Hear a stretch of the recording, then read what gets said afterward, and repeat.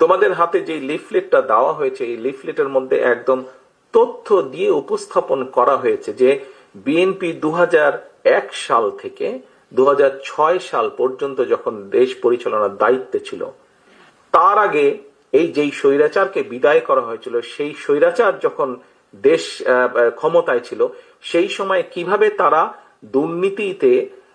দুর্নীতি ছেয়ে ফেলেছিল দেশকে, এবং 2001 সালে দায়িত্ব পাবার পরে কিভাবে খালেদা জিয়ার সরকার ধীরে ধীরে ধীরে ধীরে দুর্নীতির অবস্থার উন্নতি ঘটিয়েছিল, দুর্নীতি থেকে ধীরে ধীরে কিভাবে দেশকে বের করে নিয়েছিল, একটি আন্তর্জাতিক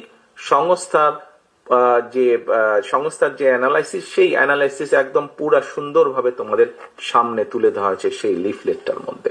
কাজেই আমরা দৃঢ়ভাবে অত্যন্ত আত্মবিশ্বাসের সঙ্গে বলতে পারি, এই বাংলাদেশে যদি দুর্নীতির লাগাম টেনে ধরতে পারে, তাহলে একমাত্র বাংলাদেশ জাতীয়তাবাদী দলই পক্ষেই সেটা সম্ভব, সেটি করা সম্ভব একমাত্র।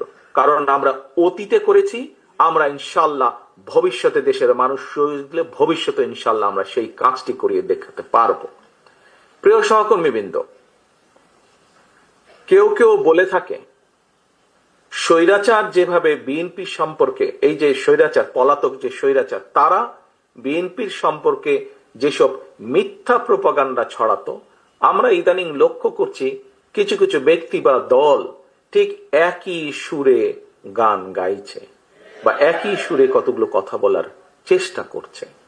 এখন প্রশ্ন হচ্ছে, তাদেরও তো দুইজন ব্যক্তি আমাদের সাথে সেই সময় সরকারে ছিল, এই দুজন ব্যক্তি পৃথিবীতে আর নেই।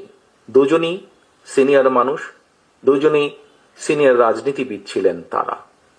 তারা গত হয়েছেন। কাজেই যে মানুষ নেই তাদের সম্পর্কে অবশ্যই খারাপ কথা বলা উচিত নয়, তাদের প্রতি পরিপূর্ণ সম্মান রেখেই বলতে চাই, সেই দুইজন ব্যক্তির বিএনপি সরকারে শেষ দিন পর্যন্ত থাকা প্রমাণ করে দেয়,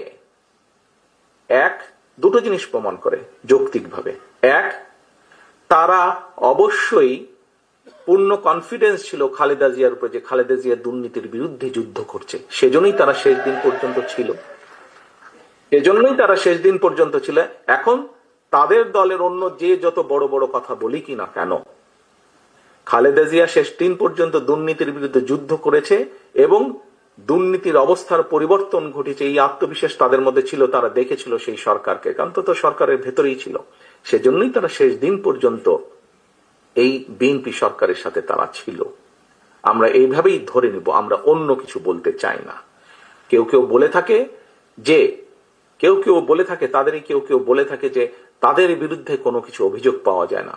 আজকে যখন নিরপেক্ষ কোর্ট বসেছে, স্বৈরাচারের সময় আমরা দেখেছি কিভাবে আদালতকে ইনফ্লুয়েন্স করা হতো, কিন্তু স্বৈরাচার পালিয়ে যাওয়ার পরে মোটামুটি আমরা বলতে পারি যে আদালত এখন নিরপেক্ষতা আমরা আশা করি। সেই নিরপেক্ষ আদালত থেকে আমরা দেখেছি কারো বিরুদ্ধেই কোনো জিনিস প্রমাণিত হয়নি, এটি ছিল প্রোপাগান্ডা। কাজেই আমাদেরকে আজকে এই কনক্লুশনই আসতে হবে যে একমাত্র বিএনপি পেরেছিল দেশকে দুর্নীতি থেকে বের করে নিয়ে আসতে। ইনশাল্লাহ আগামী দিনেও বিএনপি পারবে।